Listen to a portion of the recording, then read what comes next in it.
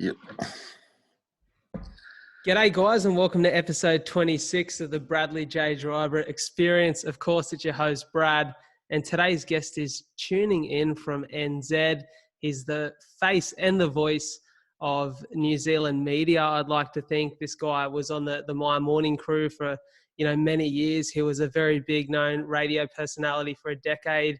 He's now left all that behind to start his own podcast, so I completely get that journey called Run It Straight.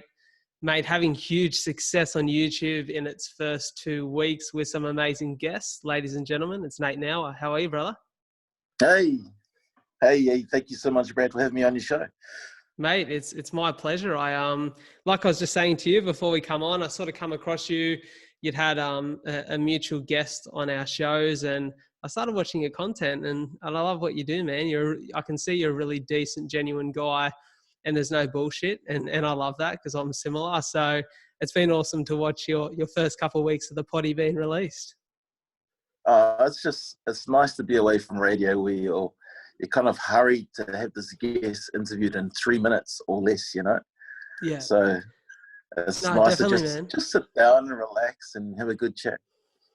What inspired the move? Because you were on the radio for over 10 years, right? Yeah. Well, podcasting was never actually a goal or a target. It was just a byproduct of not doing anything after leaving radio. Yep. But it was just for radio. Radio is so fast paced, and the industry's so wild. It was just nice to step out and take a breather. Yeah. Well, I don't think a lot of people, obviously being here in Australia, radio is quite a local or a city-based thing. Most people in New Zealand would know the show you're on, the Mai FM or the Mai morning crew, which is quite it's quite well respected within Auckland, but also more specifically the Maori community, isn't it? Māori Pacific community. I guess anyone that just loves to listen to hip hop or R&B. So I think there's 8 frequencies up and down the country. So you're listening to it in, at the top of the North Island, Auckland, Wellington, Christchurch. Yeah. That's sick. So what inspired firstly, because I know you moved over from Samoa, didn't you, when you were a younger lad? Yeah. Why New Zealand? Was it just a land of more opportunity for you as a young guy? I guess it's just the most natural place for most Samoans or most Pacific people to go to. It just feels like another part. Also, I was born in New Zealand, but did my schooling in Samoa, so the natural thing was for me to go back. Go back. And so you've got your own little family now. But I've heard one thing I like about you, man, and all the interviews that I've heard and all the media you've done, you seem like you're a real family guy, which I am too. And I love my family, man. And I'm really respectful of the way you speak of your family and the want to not only financially help them, but to be a supportive son to your parents, but also a great father to your children and to be a decent bloke. What's it like being away from family when you're a young fella, coming back to NZ and trying to forge your own life? It was tough. Because, we have the saying that, it takes a village to raise a man, so and when you finally leave, it's your turn to give back. So you want to make sure that you do them proud, and you want to make sure that all their sacrifices for you wasn't for nothing, Of course. So, yeah. How did you find yourself in radio? Talk to me about that. Radio was an accident. I used to work as a forklift driver, which was one of my first jobs when I moved to New Zealand. And a friend of mine that I was working with near Auckland Airport, he had won a CD. You remember those things? That was a big deal back in the day. Yeah, so he was caller number 9 on this radio station, and he was excited. He's like, "Bro, let's go pick up my CD I won." I was like, "Yeah, sweet as." So we drove from the airport to the city, went into this radio station, and we're just sitting on the reception seats. And the receptionist looks over at me and says, "Are you here for the audition?" And I was just being a cheeky bugger, and I was like, yeah. She goes, "I'll come through. You come and see the PD, JD Victor." So I went through and saw the program director, and he goes to me, "What's your name?" I said my name, where you from, said where I'm from. And then he goes, this is just like a small opportunity for a youth show. So I want to see if you've actually got the stuff that we can, help you out with. And if you are good, we'll mold you into a better radio person. I was like, yes, sweet as. So he goes to me, talk for 60 seconds about something that you love dearly without saying or ah. So I started talking about the Blues rugby team, about how much I love them and the decline of the team and how I would like to see them further up the ranks in the future and whatnot. And he just goes, sweet. See how that sounds later on. But yeah, if we give you a call, we give you a call. If we don't give you a call, we don't give you a call. I was like, yeah, no worries. And I was just having a laugh with my mate about how I went into this audition. And then not the next day, but the day after the next day, I got a call to come back. And that was it. Yeah. Wow. Mate, what a story. You look back at that and I think that says volumes for just like finding an opportunity in front of you and just giving anything a crack. And I think that's, to be honest, that it's kind of what excites me about the world that we're moving into. I think with the power of social and also people being able to, I guess, great example, like we said, we both had Joe Damon on our show. The path that guy's had toward being, having the success he has now and, selling out a couple of shows and whatnot in these last few days is off the back of being able to hustle on social and be noticed. There was not always that opportunity to be noticed back when you had started, even, 10 or so years ago. So that's what excites me now. I think if you've got a personality and you're a genuine human, you can really achieve a lot of things right now. Yeah. And if you are a genuine person and, your intentions are clear and, people aren't confused by what you're doing, that itself is, is a marketing tool. You're just a good cunt. People will just come, they'll gravitate towards you, 100%, man, because people can see through bullshit.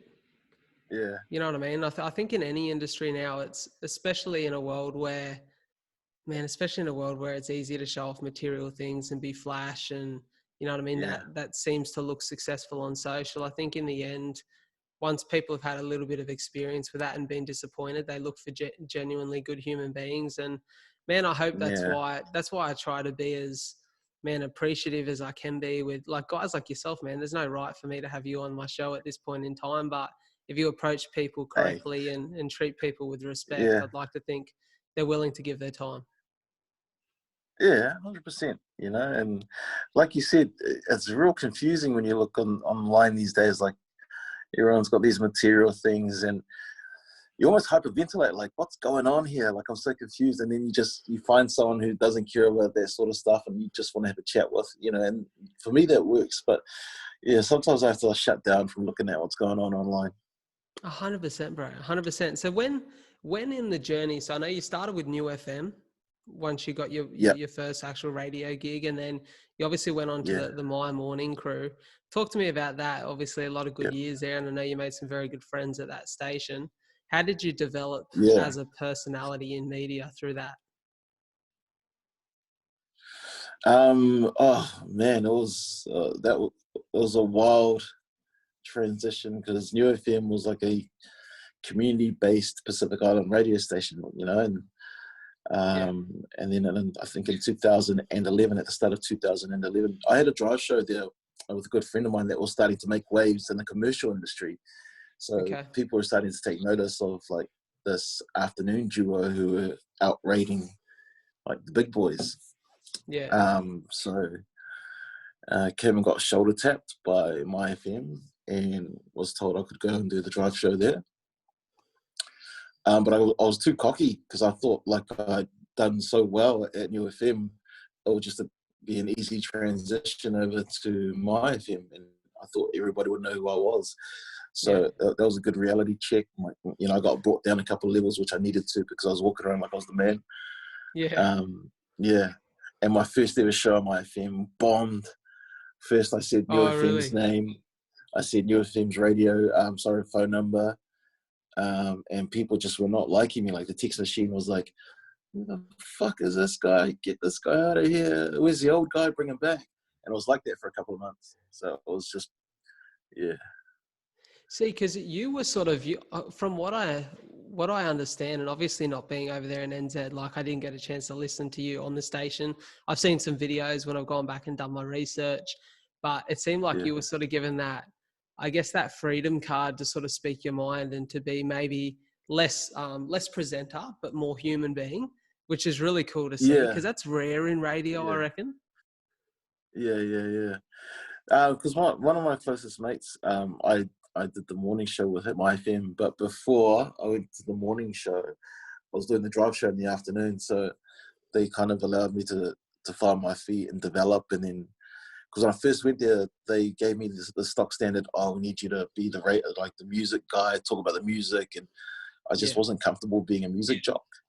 Yeah. So I slowly started wearing down the boss's idea of what I should sound like and just let me be me. Yeah, of course. And then, yeah, by the end of it, he was happy with it. He was like, okay, cool, just be yourself then. I was like, yeah, sweet. That's awesome, man. Yeah. It makes it easy, doesn't it? Makes it comfortable and exciting to go and do what you Yeah. do every day when you get to be you. No, yeah.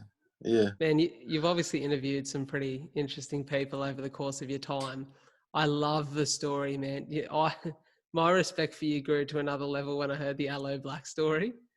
Because I was like, bro, I hate that with a passion. I hate people who think they're above others just because they're starting to get Yeah. somewhere in life. I'm not about that.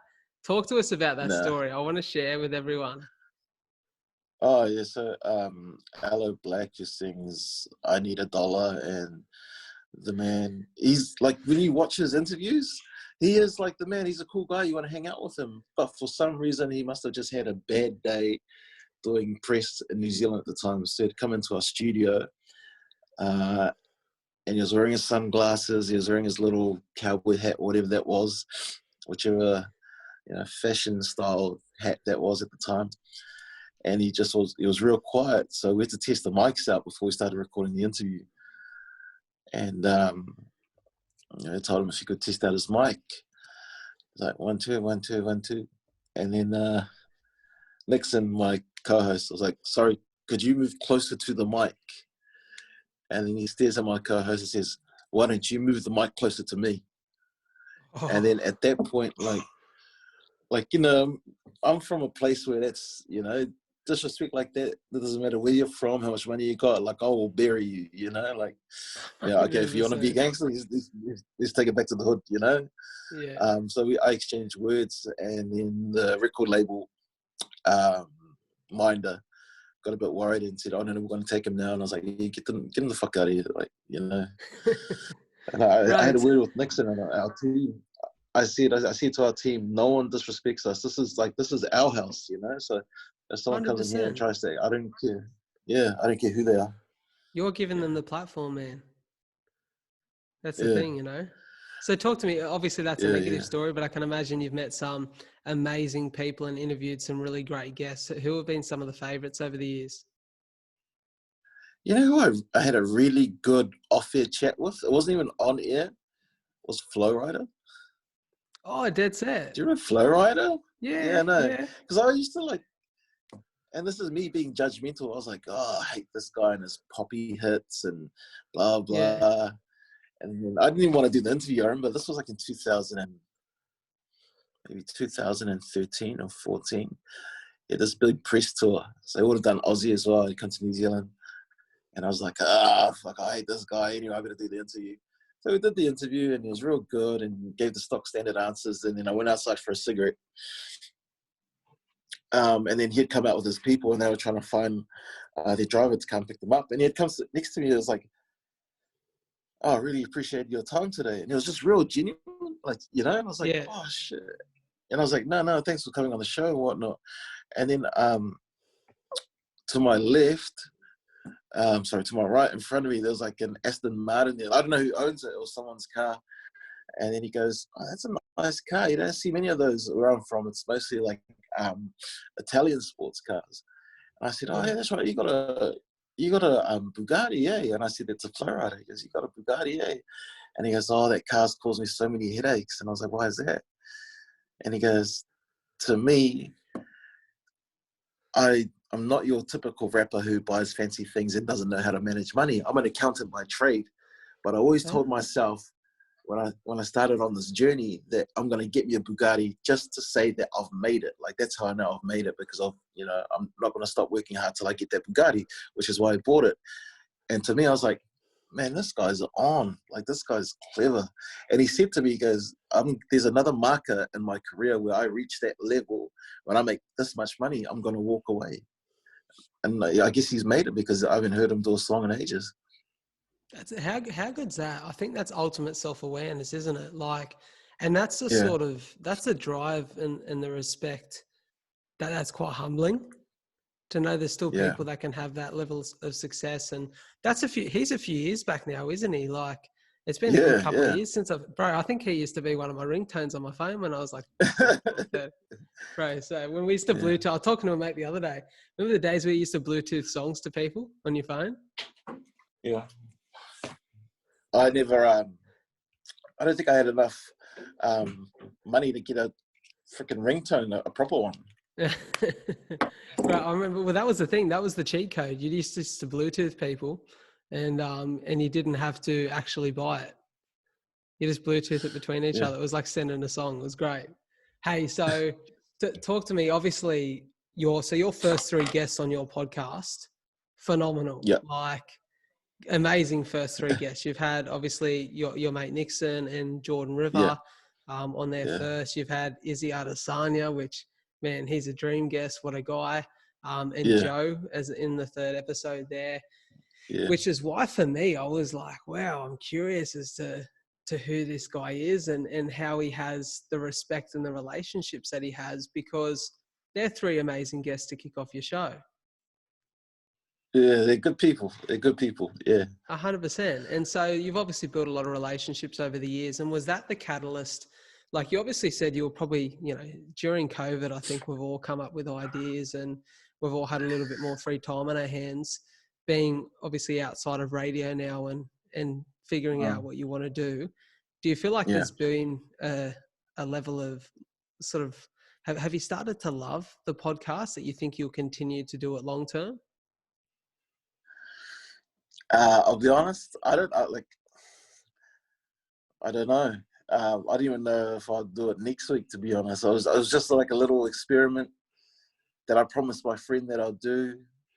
Yeah. Because my friend owns like the garage that like we film Run It Straight in. Like, he set it all up for me because he was like, oh, he goes, you shouldn't walk away from like this completely. You should do a podcast or something. I was like, nah, too much work. So my friend, God bless him, went and put all that together for me. I didn't Good mate. do any work. Yeah. And he said, come on, man, let's just do this. So, he's the guy that organizes the guests. He, does the edit, everything. Because I was curious, bro, because it was one thing I was curious to hear, because I noticed you're not, it's a complete oversight by me and I couldn't find it and I was looking wrong. I noticed you weren't on Spotify or Apple Podcasts, but just YouTube. And I was like, bro, this guy is just bold. I was like, he's just on YouTube. I think your first episode, I watched it probably 3-4 days back, had 50,000 views. And I was like, how's this guy just drops one episode up and 50K views on YouTube? Like, that's impressive. I don't even know how that stuff works. I'm not even the guy that puts it up, bro. So like, I honestly don't. Like, someone told me a figure, but I don't even know where to find it sometimes. Like, I don't even own the channel that it says Run It Straight with Nate, but it's not me. So I'm like, fuck. I have no idea how it works. Like, I think maybe that's why it works so well, because you just put your passion into the people that you're sitting in front of. Yeah. So what's the goal? I love a good chat, eh? But that's what it's all about. And I've said to people, like, conversation will never be boring if it's with the right people. Yeah. You know 100%. What I mean? So why did you decide to leave radio in the end and change it up? Was it just come that time? I think I heard you mention in your podcast on Joe's channel, Shit Talk, back in like June last year, that you were just sort of finding maybe your passion was dying. Yeah, I couldn't give it my all. My passion was dying. I was finding it hard to get up in the morning. And then I had some mental health issues as well that I was struggling with. And I was like, this isn't what it's not what I thought it would be. Like, I'd reached a certain goal with the amount of money I've made, with like ratings goals and things like that, and I just felt like nothing's changed, and nothing's changed how I feel about the world. So I just need to spend more time with my family. So yeah. That's awesome, man. Talk to me about the family. How many kids do you have?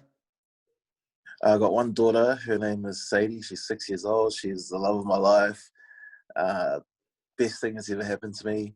I have a partner, Leah, who's like the greatest mum, who's pretty much carried two kids, like my daughter and myself. And I've got my nephew, who's a superstar boxer who lives Bro, I've with me seen now. Like, him. The man's got he hates hands. that I call him he hates that I call him a superstar, but he is like, and I'm going to support him the whole way. So yeah, so he trains in Israel Adesania's gym. So he's 17 years Awesome. old. Yeah. Man, can I ask, and I don't mean to Yeah. pry, because I have heard you speak about it though on a couple of these podcasts, the money thing, and I heard you talk about early days where you just got your first Yeah. gig in radio, and struggling Yeah. to get those pennies together, and sending Yeah. money back home to support your parents. And man, I think that shows a selfless and a genuine human being. When you've not got much yourself, you're scraping pennies together to survive individually Yeah. or with your family and your partner, yet you're sending money back to the people that you love. What's that feeling like? Yeah. I've grown up really privileged. I'm 24 now, and I had a decent job the last couple of years. And I guess where I can somehow relate is I just threw away a lot of money to pursue the podcast full time. So I walked away from a lot of cash Yeah. next year. It kind of excites me because I think it brings out the best in you individually. But talk to me about Yeah. your journey and the feeling of eventually being financially free. Oh, you always used to wonder, when is that day going to come where you don't have to think about money all the time? Yeah. And I used to get so jealous. I'd go sit at a park, and then I watch people play with their kids, and like something little as just like buying them Maccas or something without having to check your account to see if you'd have enough left over, to pay bills or whatever. Yeah. But yeah, it was never a decision of whether I should or I shouldn't. It's always been in my DNA that I have to look after mum and dad. I have to look after, you know what I mean? So, and it was a tough journey along the way, because you're always like, oh, fuck, should I sell this? Or because if anybody in radio knows, when you're first starting out, it pays screw all, man. Like, there's no such thing as good money when you first start out on radio. Yeah. I think the only time you make good money is if you're like a content director, or if you like are a morning show host. That's probably the only two places where you make good money. And even as a drive host, you're not making much. Even as a music director, you're not making much. So people see you in this fancy position working on radio, but they don't know you got holes in your pockets. Because I guess if I was just supporting myself, maybe it'll be all right. But when you're supporting like 6, 8 people, it's a different story. 100%, man. 100%. Like, I get it completely, because I was 20 when I started in real estate. And man, the minute you put a suit on, everyone thinks you've made it. They're going, I've got mates going to me, bro, like, when are you going to buy a sports car? And I'm like, man, I'm making 27 grand this year. I'm not buying a sports car for a long fucking time.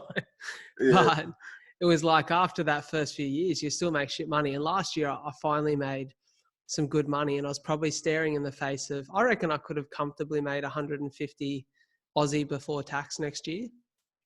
Nice. But I just wasn't drawn to it, because money only means, I found that I was, the last 6 months, especially in my career, and I realized that, like, physically I'd become quite unhealthy. I got cystic fibrosis. So I noticed a real strain on my health and my lungs, and I wasn't what I used to be. And mate, I was just unhappy. Like you said, I was struggling to get up in the morning with motivation to go and work. And it's a job that requires your all and your dedication to do the right thing by people. And I was like, what's 150 grand if I'm not happy every day? Fucking You know what I mean? Yeah. So, Yeah, and so 100% for me, know what you're saying.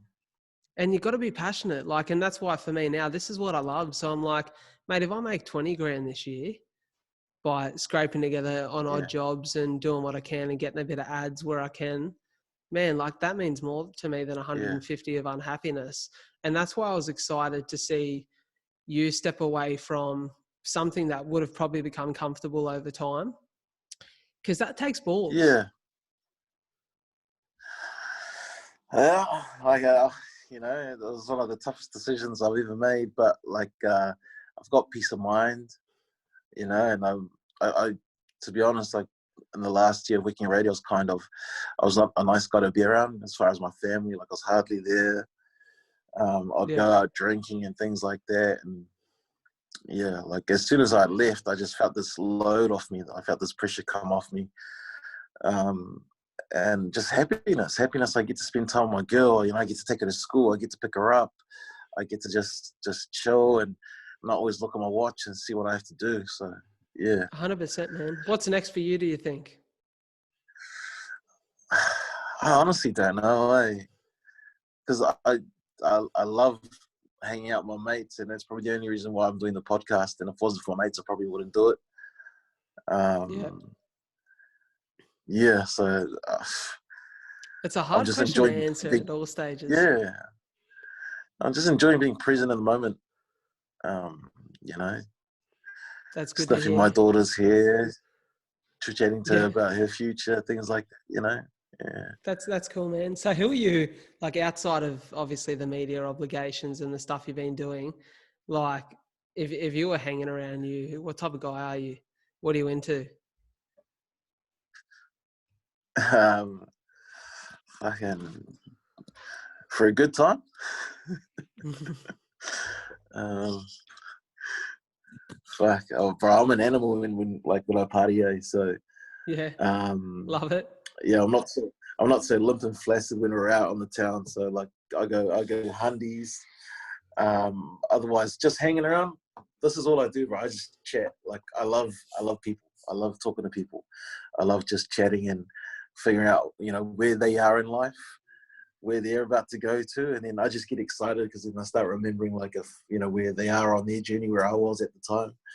So yeah, I just like chatting to people, anybody. It's like reading a book, bro. It's just like you meet someone, you get to know them. I think that's real cool. You get to know random people, and you know, and if there's anything you can help with, you help with, and if not, you've just met someone new, you know. That's actually a point you just made there. And one thing that was for me super exciting to get on here with you today is you've sort of walked the path that I want to walk in a sense, not necessarily in the specifics of like radio, but being a personality. For me, I think the power of conversation is unbelievable. Like, you Yeah, know, like you said, you meet someone or you speak to the right person and you leave that chat just charged. Like you've yeah, got a new lease for life and new ideas and you're buzzing yeah, off the back of it.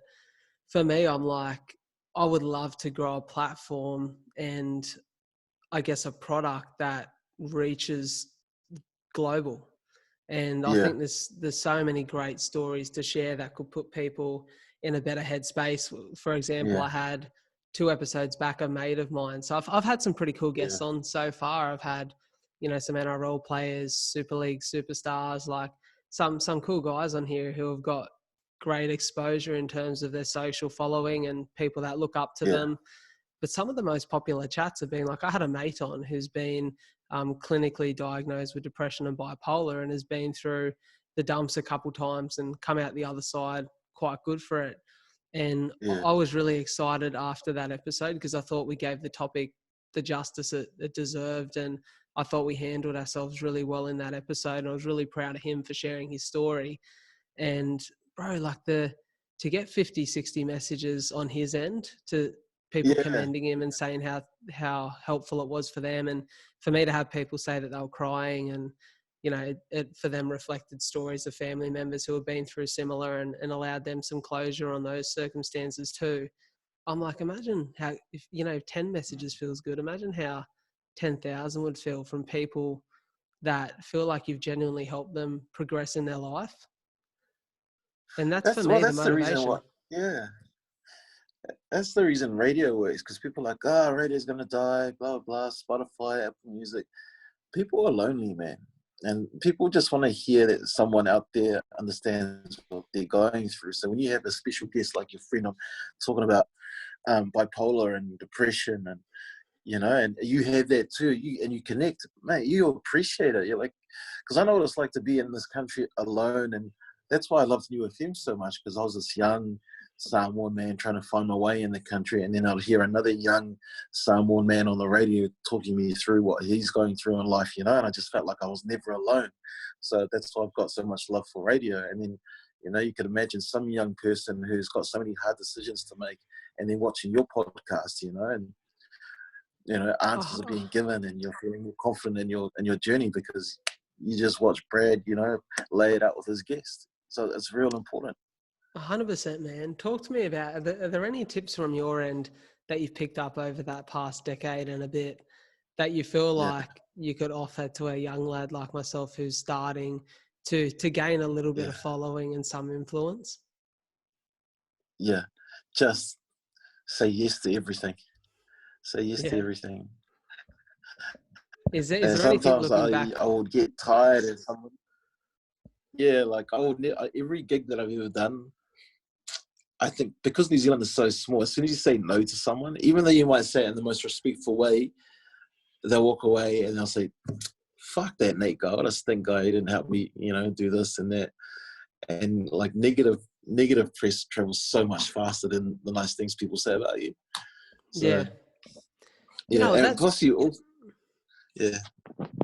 To be honest, bro, that's one thing.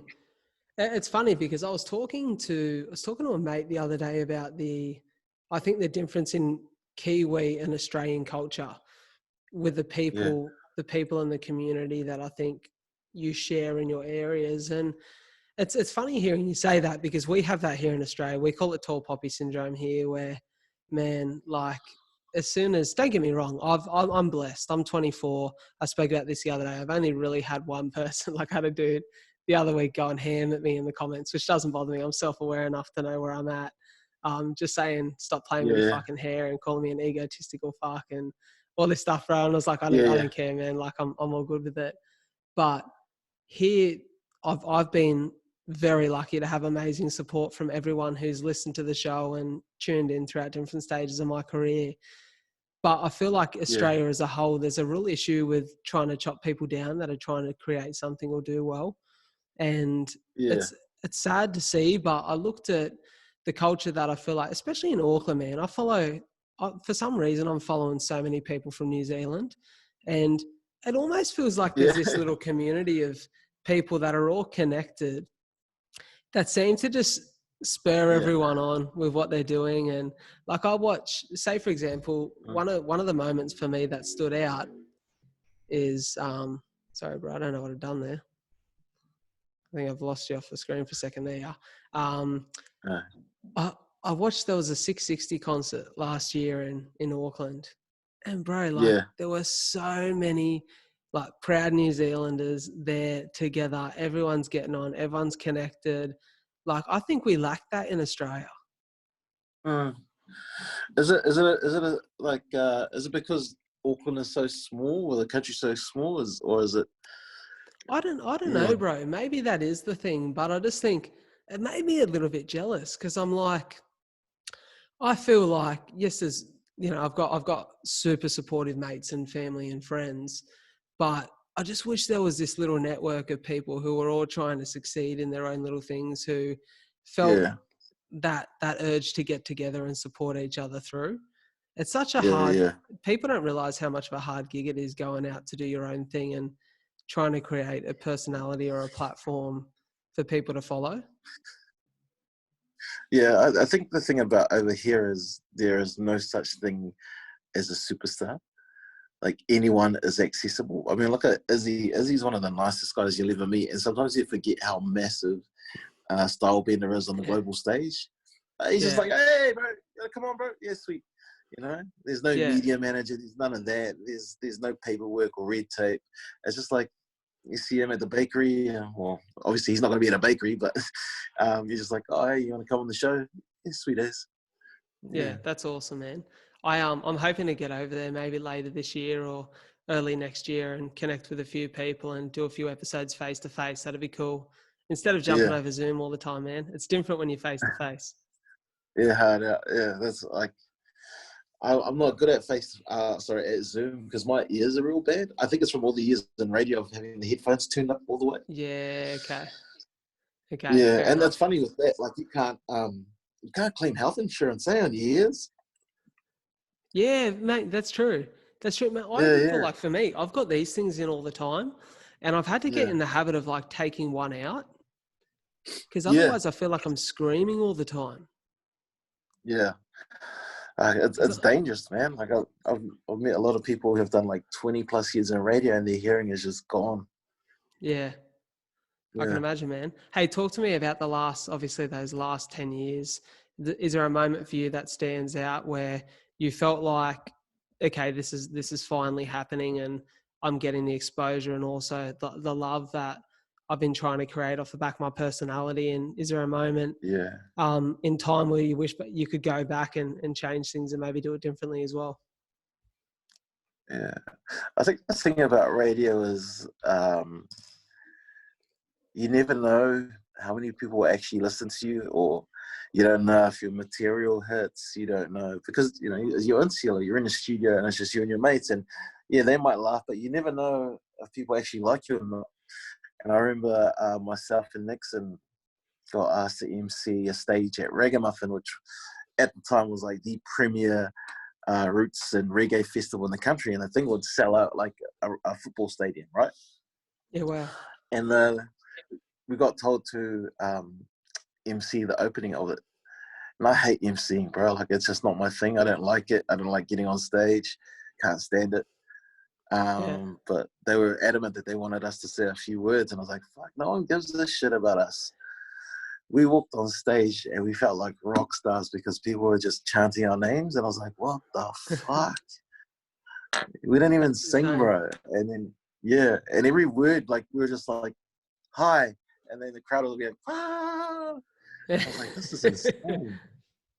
Like, did That's they sick, give man. out drugs or something? Yeah. Bro, they must have. They must have had the those. Oh, I've been to the footy show in Australia a couple of years back before it flopped, and bro, like they used to have Yeah. that. Always used to watch on TV, and I'm like, fuck, that wasn't that funny, but like the crowd's going off, and Yeah. I got there and we're sitting in the crowd, and there's some dude there, and he's like, all right, I'm gonna let you know when to clap, and I'm gonna let you know when to Yeah. cheer, Yeah. and I was like, fuck, no wonder it always looks so good on telly. Yeah. Yeah. But hey, man, I'm so appreciative of your time. It's like I said, for me, it's a real privilege to sit in front of, even if it's on the laptop, to sit in front of like someone like yourself who's walked that path that I want to walk in the next decade. Thank you so much for your time. I'm going to be following on, hopefully, to plenty more run it straights. But bro, I hope you really find what you want to do, and that next step of your life comes with ease. And I'm excited for you that you get to spend some good time with your family and feel like you get to develop yourself again. Man, that means so much. What you just said there, that what I find that I want to do. So, and mate, just chatting with you, I know, like, you got a talent of disarming people and making them feel comfortable, bro. I was just about to take my clothes off and just lay down and, be... Bro, hey, we're No, still going like, to get a photo yet, so fucking go for it, bro. No, like, you got what it takes, man. And I love seeing people who are brave enough to step in that direction and just chase what they want to do. So, kudos to you, my man. Mate, that means more than you know. I really appreciate it. And hey, guys, if you've listened to this and you love this guy, where can they find you on IG and socials? Nate.Nauer, Nauer. I think that's how you spell my last name. Just find me on Instagram, man. Sick, man. And go listen to his podcast on YouTube. It's a blast. Good man. I appreciate your time so much.